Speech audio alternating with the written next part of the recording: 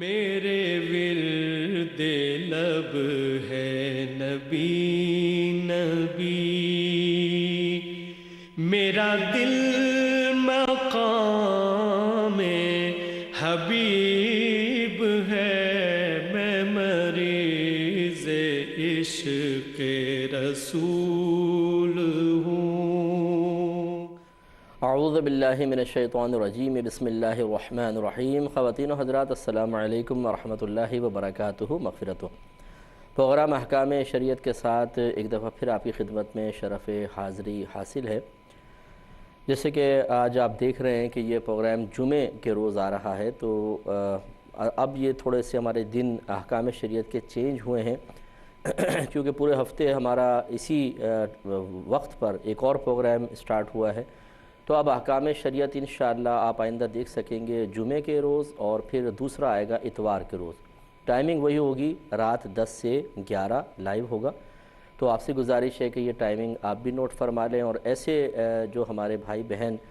یا آپ کے قریبی رشتہ دار، دوست احباب جو احکام شریعت باقاعدہ دیکھتے ہیں، کیونکہ پہلے یہ منگل اور جمعرات تھا، ہو سکتا ہے کہ وہ منگل کو اور جمعرات کو ہی ہمیں جوائن کرنے کی کوشش کریں، اور پھر پتہ چلے کہ یہ پروگرام نہیں ہے تو وہ سمجھیں شاید یہ ختم ہو گیا ہے تو اس لیے آپ ان کو ضرور انفارم کر دیں کہ اب یہ پروگرام انشاءاللہ جمعے اور اتوار کو رات 10 سے 11 ہوا کرے گا۔ تو آج کا پروگرام اسی لیے جمعے کو آپ ملاحظہ فرما رہے ہیں، تو انشاءاللہ اب یہ دن مخصوص کر دیے گئے ہیں۔ آپ کی خدمت میں پچھلے پروگرام میں ہم نے نماز کے مفسدات پر کلام کا آغاز کیا تھا، اور بتایا تھا کہ نماز ایک بہت ہی افضل عبادت ہے، بہت ہی پیاری عبادت ہے۔ اللہ تبارک و تعالیٰ اور اس کے رسول کریم صلی اللہ علیہ وسلم کی بارگاہ میں اس کا بڑا مقام اور مرتبہ ہے۔ جب اتنی اہمیت کی حامل کوئی چیز ہوتی ہے تو یقینی سی بات ہے کہ اس کی ادائیگی میں اہتمام بھی درکار ہوتا ہے۔ کچھ ریکوائرمنٹس ہوتی ہیں اللہ تعالیٰ کی طرف سے، اس کے رسول کریم صلی اللہ علیہ وسلم کی طرف سے، ان شرعی تقاضوں کو پورا کرنا ہر شخص کے لیے ضروری ہے۔ تو کبھی تو ایسا ہوتا ہے کہ وہ شرعی تقاضے تھوڑی سی نرمی کے ساتھ ہوتے ہیں، جیسے مستحبات کا مسئلہ ہے کہ آپ پورا کریں تو ٹھیک ہے، ثواب ملے گا، نہیں کیا تو کوئی ملامت نہیں، یا پھر تھوڑی سی سختی ہوتی ہے تو سنت غیر موقع ایک شے ہو جاتی ہے کہ اگر آپ کریں گے ثواب ملے گا، ترک کریں گے تو گناہگار بہرحال نہیں ہے، لیکن شریعت نے اس کو ناپسند کیا ہے۔ اسی طرح پھر ایک سنت موقدہ ہوتی ہے کہ اگر آپ اس کو کریں گے ثواب ملے گا، چھوڑ دیں، ایک دو بار چھوڑا تو برا کیا، گناہ نہیں ہے، لیکن چھوڑنے کی عادت ڈال لیں تو اب گناہگار ہوں گے۔ اور پھر اس کے بعد بعض چیزوں کا تقاضا شریعت کی طرف سے اس سے زیادہ سختی کے ساتھ ہوتا ہے، وہ واجب ہوتا ہے کہ اگر ہم اس کو ادا کریں گے ثواب ملے گا، اور جان بوجھ کر ترک کریں گے تو گناہگار بھی ہوں گے اور نماز واجب العیادہ ہوگی۔ اور بعض واجبات ایسے ہوتے ہیں کہ ان کے تدارک کے لیے آخر میں سجدہ سہو کرنا پڑے گا، اگر وہ سہون ہم سے چھوٹے ہوں، بھول کر چھوٹ گئے ہوں۔ اس کا پورا تفصیلی بیان میں نے آپ کو بتایا تھا۔ بعض چیزیں ایسی ہوتی ہیں کہ جو اس سے زیادہ شریعت کے نزدیک اہمیت کی حامل ہوتی ہیں، انہیں فرض سے تعبیر کر دیتے ہیں کہ اگر ان کو پورا کریں ثواب ملے گا، نہیں پورا کیا تو نماز ہی نہیں ہوگی، فرضیت ادا نہیں ہوگی۔ ایسے ہی نماز کے ایک روح ہے، اگر اس روح کو قائم نہ رکھا جائے تو نماز کا وجود قائم نہیں رہتا ہے، اور وہ ہیں ایسے افعال جو احترام اور تعظیم نماز کے خلاف ہیں۔ تو وہ ایسے افعال و اعمال اگر کریں گے تو اس سے نماز فاسد ہو جاتی ہے، ٹوٹ جاتی ہے۔ انہی چیزوں کو مفسد کہتے ہیں، فاسد کرنے والے، توڑ دینے والے۔ اس کی جمع بن جاتی ہے مفسدہ ہوتے ہیں، ویسے مفسدات اس کی جمع بن جاتی ہے۔ مفسدہ ہمارے وہ مؤنث سے سمجھ لیں، مفسد فساد برپا کرنے والا، مفسدہ فساد برپا کرنے والی، اور پھر اس کی جمع مفسدات بن جاتی ہے۔ تو یاد رکھیں کہ نماز میں بعض امور ایسے ہیں جو احترام نماز کے خلاف ہونے کی بنا پر نماز کو توڑ دیتے ہیں، یعنی ان کی بنا پہ نماز ٹوٹ جاتی ہے، اور نئے سرے سے انسان کو تکبیر تحریمہ لگانی ہوگی۔ اس میں ہم نے آپ کو بتایا تھا کہ پہلی چیز کھانا اور پینا ہے۔ جب انسان حالت نماز میں ہے، اگر وہ باہر سے کوئی بھی چیز ایک تل کے برابر بھی ہو منہ میں لے جائے اور اس کو نگل لے تو اس کی نماز ٹوٹ جائے گی۔ اسی طریقے سے اگر اس نے مثال کے طور پہ صحن میں نماز پڑھ رہا تھا، بارش شروع ہو گئی اور منہ میں پانی آیا اور پانی حلق سے اتر گیا تو نماز فاسد ہو جائے گی۔ یا ویسے کسی کو مسئلہ نہیں پتہ تھا، بہت شدید پیاس لگ رہی تھی، نماز پڑھتے پڑھتے گلاس اٹھایا، ایک گھونٹ پانی پیا اور پھر نماز شروع کر دی، تو اس سے بھی نماز کا فساد ہو جائے گا، کیونکہ نماز کی حالت ایک ایسی حالت ہے کہ جو ہمیں کھانے پینے سے روکتی ہے، کیونکہ ہم اللہ تعالیٰ کی بارگاہ میں کھڑے ہوئے ہیں۔ اس وقت ان امور کی طرف جن کا تعلق خاص ہماری دنیا سے ہے، ہماری صحت وغیرہ سے ہے، نماز سے ان کا کوئی تعلق نہیں ہے، یہ منافی نماز کہلاتے ہیں، خلاف نماز امور کہلاتے ہیں، تو یہ اتنی بڑی بے ادبی قرار پاتی ہے کہ نماز ٹوٹ جایا کرتی ہے۔ ہاں لیکن یہ آپ کو میں نے بتایا تھا کہ اگر بالفرض آپ کے دانت میں کوئی ریت کے کھانے کے ذرات وغیرہ رہ گئے ہیں اور وہ غیر محسوس طریقے سے تھوک کے ذریعے بعض اوقات مل کر اتر جاتے ہیں حلق سے، تو اگر یہ چنے کے برابر نہیں ہیں، اس سے چھوٹے ہیں، تو پھر اس سے کوئی نماز فاسد نہیں ہوگی، کیونکہ وہ منہ جب بند ہو جاتا ہے تو سمجھ لیں یہ منہ باطن کے حکم میں ہو جاتا ہے، اور ہمارے پیٹ میں بھی تو غذا ہوتی ہی ہے۔ اگر ہم فوراً کھانا کھا کے نماز پڑھنا شروع کر دیں تو پیٹ میں موجود غذا سے تو کوئی فرق نہیں پڑتا، ایسے ہی منہ کے اندر جب ہم منہ کو بند کر لیتے ہیں تو جو کچھ دانتوں کے اندر رہ جاتا ہے وہ بالکل ایسا ہے جیسے ہمارے باطن میں کوئی شے موجود ہو، تو جب باطن میں یعنی اندر کوئی شے موجود ہے تو لازم بات ہے اس سے نماز فاسد نہیں ہوگی، لہذا اگر دانتوں سے کوئی شے اتر کر حلق سے نیچے چلی گئی تو نماز کا فساد نہیں ہوگا۔ لیکن اگر بالفعل خون وغیرہ نکلتا ہے اور وہ حلق میں اترا اور اس کا ذائقہ محسوس ہو گیا تو بہرحال اس سے نماز کے فساد کا حکم دیا جائے گا، اس لیے حتی الامکان جب آپ نماز پڑھنے لگیں تو پہلے کلی وغیرہ کر لیں، اچھی طریقے سے کلی کر کے غرغرہ کر کے، تاکہ اطمینان ہو جائے کہ ہمارے دانتوں میں کوئی چیز موجود نہیں ہے جو بعد میں مخل بقراءت ہو، مخل فی القراءت ہو، یعنی قراءت اس کی وجہ سے مشکل ہو جائے، اس سے دور کرنا چاہیے۔ یہ بھی آپ کو بتایا تھا، ایک تھوڑا سا میں ریپیٹ کر رہا ہوں تاکہ ذرا بیچ میں گیپ ہو گیا تو آپ کے ذہن میں دوبارہ وہ مسائل آ جائیں۔ آپ کی خدمت میں عرض کر رہے تھے کہ کھانے پینے سے نماز فاسد ہو جاتی ہے، لیکن اس کی کچھ شرائط تھیں جو آپ کو بتائی ہیں۔ ایک مسئلہ یہ بھی آپ کو بتایا تھا کہ بعض اوقات انسان کوئی چیز کھاتا یا پیتا ہے اور اس کا ذائقہ منہ میں رہ جاتا ہے، جیسے آپ نے چائے پی، اب تھوڑی تھوڑی مٹھاس رہ گئی ہے، شربت پیا اس کی مٹھاس ہے، یا کوئی نمکین شے کھائی تھی تو نمکین ذائقہ منہ میں ہے،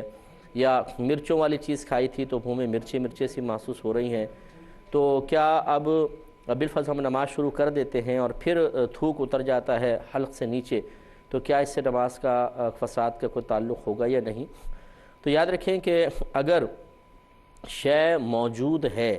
یعنی اس کے ذرات باقاعدہ موجود ہیں اور پھر وہ حلق سے نیچے اترتے ہیں تو فساد نماز کا حکم ہو سکتا ہے،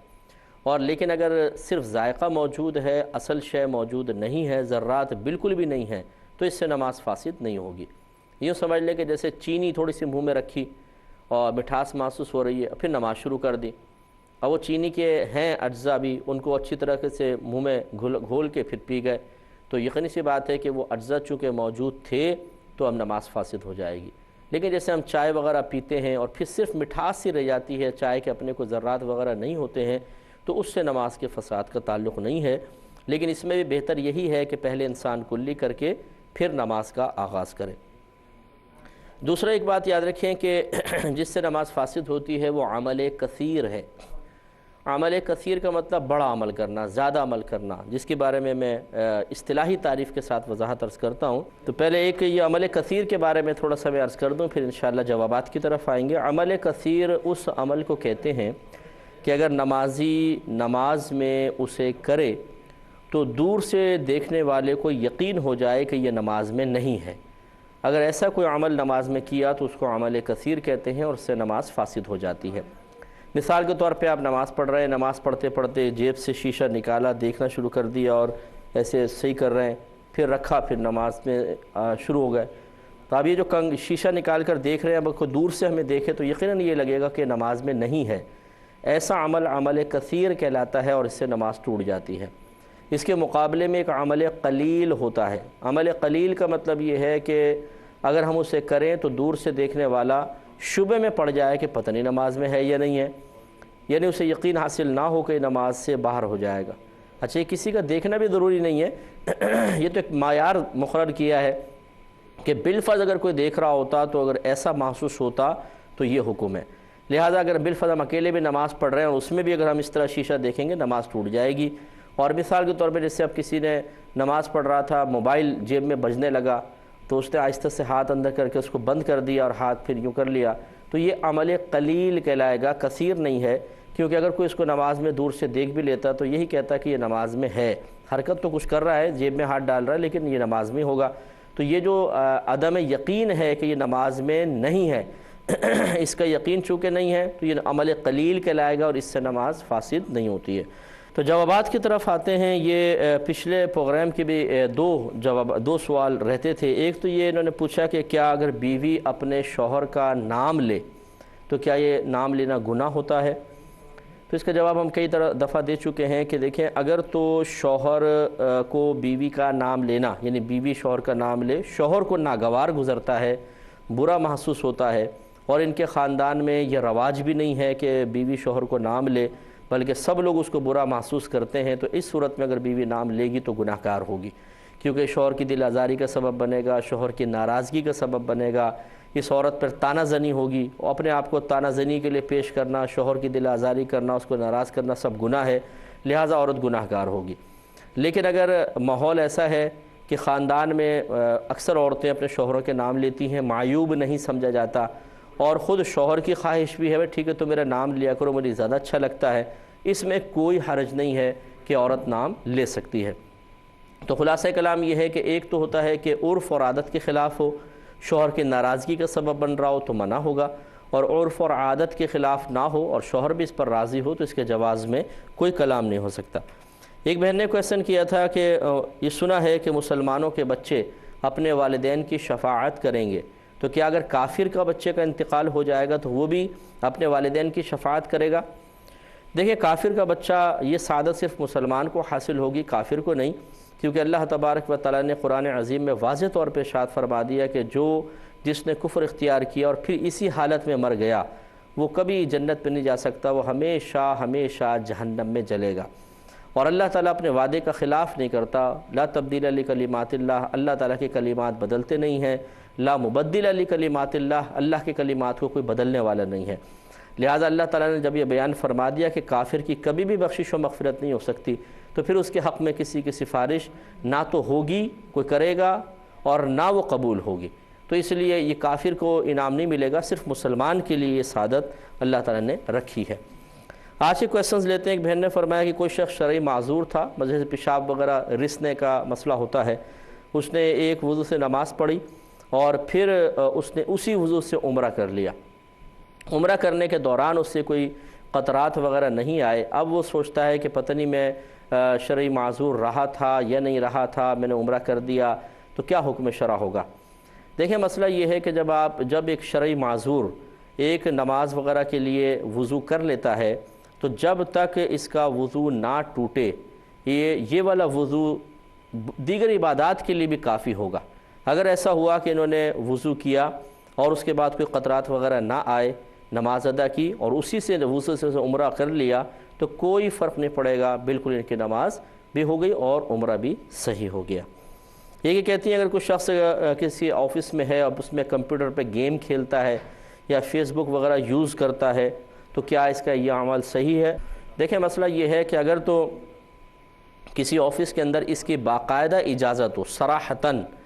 کہ ریسٹ ٹائم میں آپ کھیل بھی سکتے ہیں اور فیس بک وغیرہ یوز کر سکتے ہیں، تو پھر تو اس کے اندر اس کے جواز میں کوئی کلام نہیں ہو سکتا۔ لیکن اگر ایسا نہیں ہے، اور اکثر ایسا ہی ہوتا ہے کہ کہاں آفس والے اجازت دیتے ہیں، تو پھر اگر کوئی آفس کی چیزیں اپنے ذاتی استعمال میں لے گا تو پھر وہ شخص گناہ گار ہے، بلکہ جتنی دیر وہ استعمال کرے گا، چونکہ وہ آفس کے کام سے رکا ہے، چنانچہ اتنی دیر کی تنخواہ کا مستحق نہیں ہوگا۔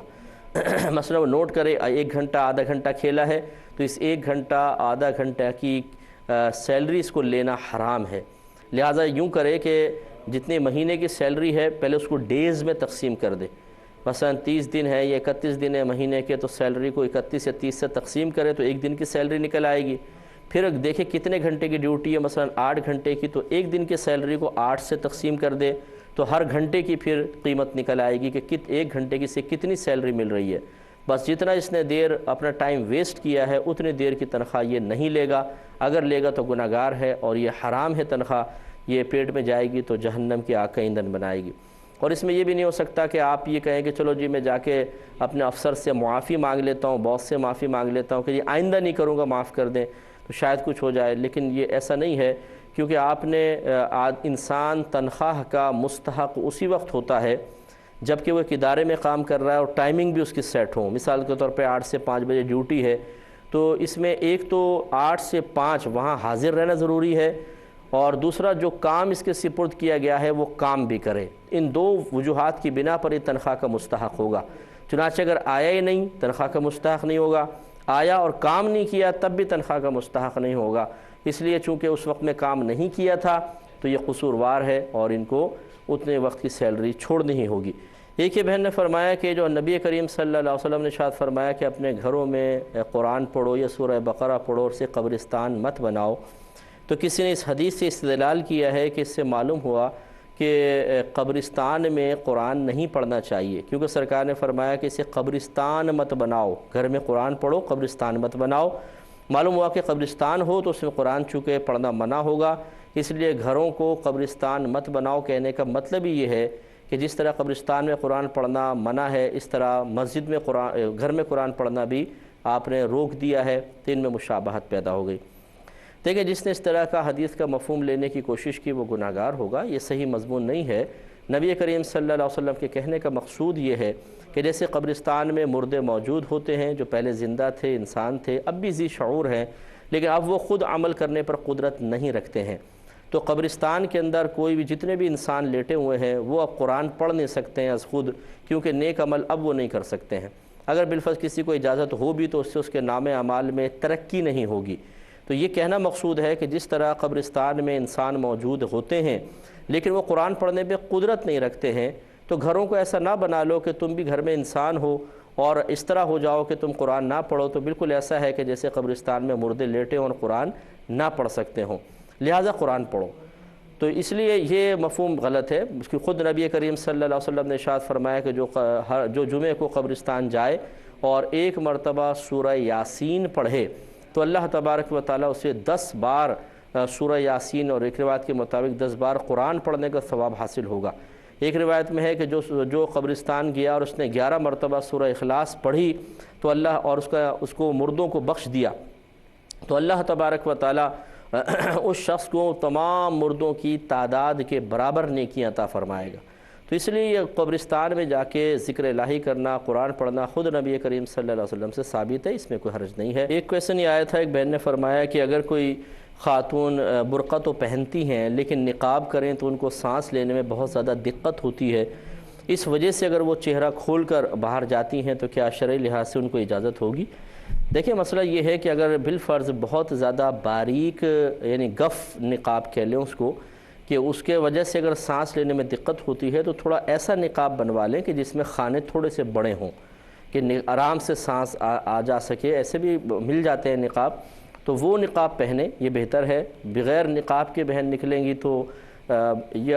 ایک چونکہ وہ برقع خود پہنتی ہیں تو برقع پہننے والی خواتین سے، دین سے تعلق رکھنے والی خواتین سے کچھ لوگ کچھ توقعات وابستہ کر لیتے ہیں، خود چاہے عمل کریں یا نہ کریں، دیندار آدمی کے بارے میں ان کا تصور یہ ہوتا ہے کہ اس کو مکمل طور پہ عمل کرنا ہی چاہیے۔ اسی لیے آپ دیکھیں گے اگر کوئی عورت برقع پہنتی ہے، چہرہ نہیں ڈھکتی، تو عورتیں کیا کہیں گی؟ یہ چہرہ تو کھول لیتی ہے، برقع پہننے کا شوق آ گیا، چہرہ تو ڈھکتی نہیں ہے بھائی۔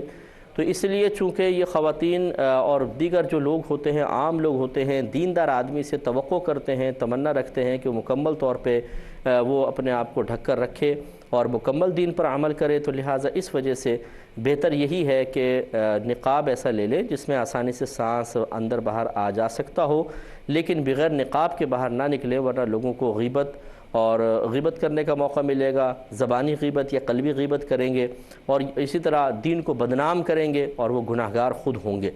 بہرحال یہ ایک عذر ہو سکتا ہے کہ اگر کسی بہن کو دمے کی شکایت ہوتی ہے، جسے بعض اوقات سانس بڑی مشکل سے آتا جاتا ہے، اور وہ اگر مطلب تھوڑا سا کھلا نقاب بھی پہنے، اس کے باوجود ان کو سانس لینے میں دقت ہوتی ہو، تو شرعی لحاظ سے ان کو بالکل اجازت ہے کہ وہ چہرہ کھول کر باہر جا سکتی ہیں، صرف چہرہ اپنا کھول لیں اور باقی جسم ڈھک کر نکلے، تو اس کی شریعت ان کو اجازت دے گی، کیونکہ ان کے ساتھ ایک واضح طور پر عذر موجود ہے۔ ایک انہوں نے کویسچن مزید کیا کہ اگر شوہر بیوی کو کچھ پیسے دے اور صراحتاً اجازت بھی دے دے کہ جہاں چاہے خرچ کرو، لیکن بیوی کو یقین ہے کہ فلاں مقام ایسا ہے کہ اگر وہاں خرچ کروں گی تو شوہر کو ناگوار گزرے گا، تو کیا وہاں پر وہ خرچ کر سکتی ہے، جبکہ شوہر نے مطلقاً اجازت دے دی ہے جہاں چاہے خرچ کرو؟ دیکھیں اس کا پہلے جواب لے لیں، دوسرا حصہ بھی اس کے بعد میں دیتا ہوں۔ دیکھیں جب خود زوجہ اپنے شوہر کا مزاج سمجھتی ہے کہ شوہر بعض چیزوں کو ناپسند کرتا ہے، تو اچھی طرح یاد رکھیں کہ جب کوئی شخص کسی چیز کی اجازت دیتا ہے تو اس کی ناپسندیدہ چیزوں کا استثناء خود بخود ہوگا۔ مطلب کہنے کا یہ ہے کہ شوہر نے اگر کہا کہ جہاں مرضی چاہے خرچ کرو، لیکن 3 چیزوں کو وہ خود ناپسند کرتا ہے اور بیوی کو بھی پتہ ہے، تو سمجھ لیں کہ اس شوہر کی اجازت ان 3 چیزوں کے علاوہ باقی چیزوں کو شامل ہوگی۔ اس لیے بیوی کو احتیاط ہی کرنی چاہیے۔ جیسے قرآن میں، حدیث میں بعض اوقات اللہ تعالیٰ اور اس کے رسول عز و جل و صلی اللہ علیہ وسلم کسی چیز کے کرنے کی اجازت دیتے ہیں، لیکن ہم دیگر دلائل سے دیکھتے ہیں کہ بعض امور ایسے ہیں کہ اگر ہم یہ والا کام ان میں بھی کریں گے تو اللہ تعالیٰ اس کے رسول کو ناپسند ہے، تو پھر خود بخود ہمارا ذہنی کام کرے گا کہ اس کی اجازت تو ہے لیکن فلاں جگہ نہیں ہے۔ ایسے ہی بیوی کو احتیاط کرنی چاہیے۔ اسی طرح دوسرے انہوں نے کویسچن کیا، اسی کے ساتھ تھا کہ اگر شوہر نے عام اجازت دی ہے کہ جس سے چاہے ملے، جس کے پاس چاہے جائیں، لیکن بعض لوگوں سے ملنے کو وہ پسند نہیں کرتے ہیں، تو کیا بیوی کو اس کا بھی خیال کرنا چاہیے؟ تو اس کا بھی وہی جواب ہے جو پہلے والے کا ہے کہ شوہر کی خوشنودی، اس کی رضا، اس کی مرضی کو ملحوظ رکھنا یہ عورت کے لیے بہت بڑی سعادت مندی کی بات ہے۔ بعض ہماری بہنیں بدلہ چاہتی ہیں، وہ کہتی ہیں اچھا اگر تم مجھے فلاں جگہ جانے سے منع کرتے ہو تو پھر میں بھی وہاں پہ نہیں تمہیں جانے دوں گی۔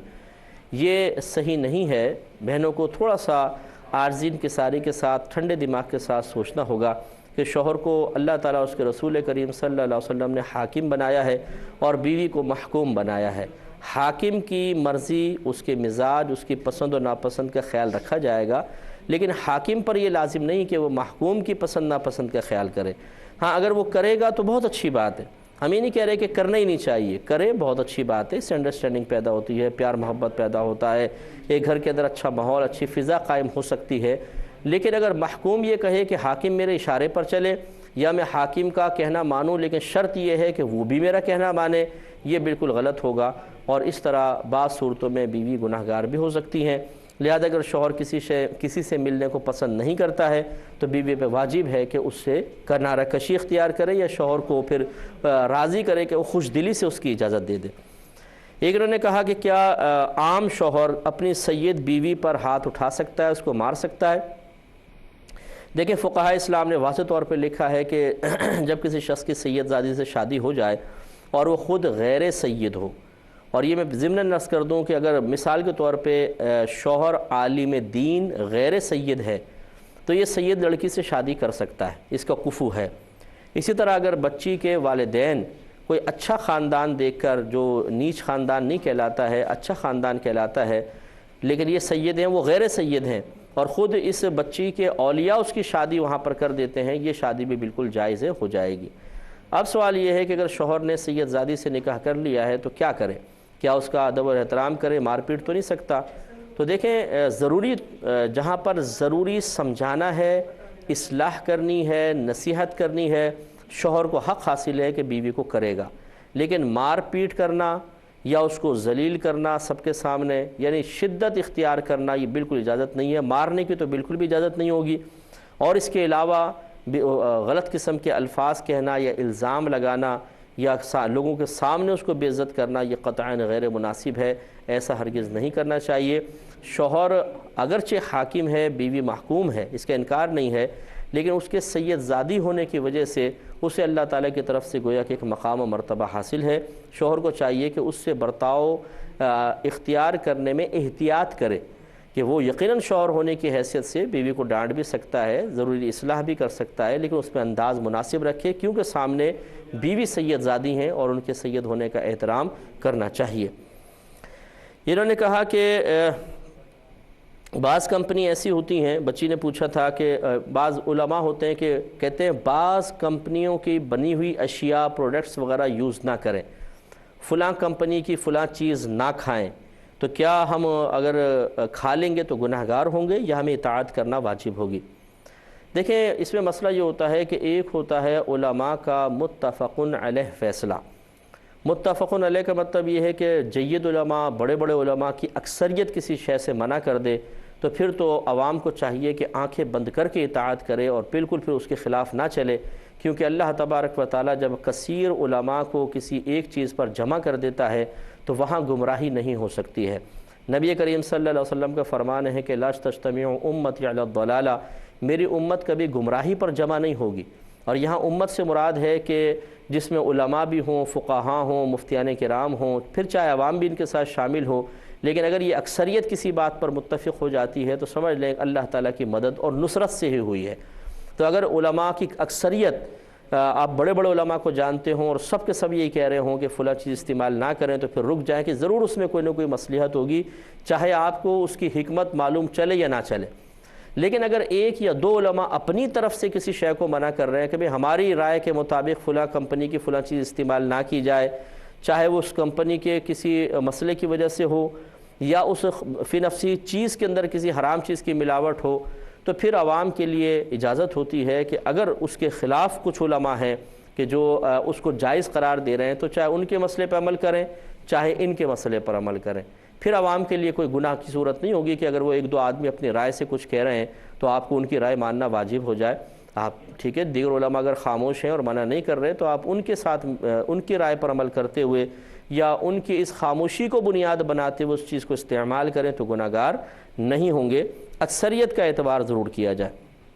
ایک ہی کہتی ہیں کہ اگر کوئی مسلمان کسی غیر مسلم سے کچھ باہمی معاملات رکھتا ہے تو کیا اس کی شرعی طور پر اجازت ہے؟ جو میں سمجھ پایا ہوں سوال وہ یہی ہے. دیکھیں مسئلہ یہ ہوتا ہے کہ غیر مسلم سے دوستی کرنا یہ منع ہے. ہمارا مذہب اسلام انسانیت کے ناطے غیر مسلم کی مدد کی بھی اجازت دیتا ہے،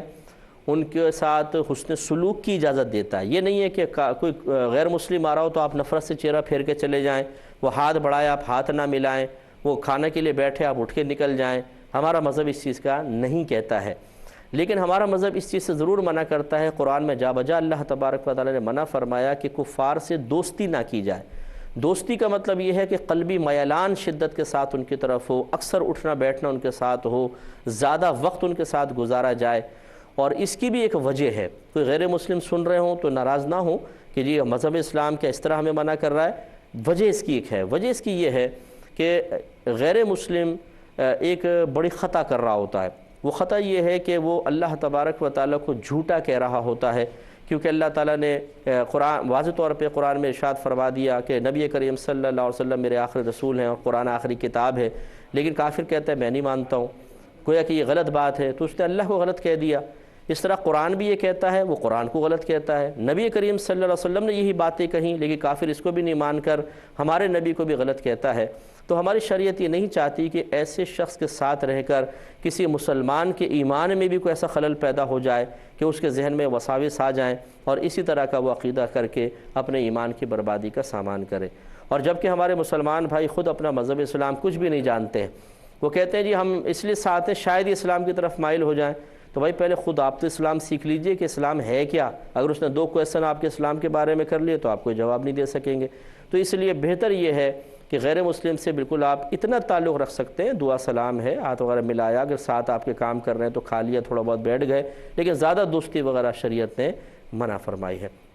اب چونکہ پروگرام کے وقت تقریباً ختم ہو رہا ہے، ہمارا ای میل ایڈریس muftiakmal@gmail.com میں بارہا آپ کو عرض کرتا ہوں. اگر آپ کوئی خاص اپنا پرٹیکولر مسئلہ ایسا جو یہاں کالز کے ذریعے آپ نہیں پوچھ سکتے ہیں، کال لگتی نہیں ہے، تو آپ ہمیں وہاں پر میل بھیج سکتے ہیں، میں جواب دینے کی کوشش کروں گا. آپ اپنے میزبان کو، ہماری کیو ٹی وی کی پوری ٹیم کو اجازت مرحمت فرمائیں. آپ ہمارے لیے دعا کیجئے، ہم آپ کے لیے دعا گو ہیں کہ اللہ تبارک و تعالیٰ آپ کو دنیا اور آخرت میں عافیت سے رکھے اور بے شمار خوشیاں دیکھنا نصیب فرمائے. آمین. وآخر دعوانا ان الحمدللہ رب العالمین. میرے ورد لب ہے نبی نبی، میرا دل مقام حبیب ہے. میں مریض عشق رسول ہوں، وہ حبیب میرا طبیب ہے.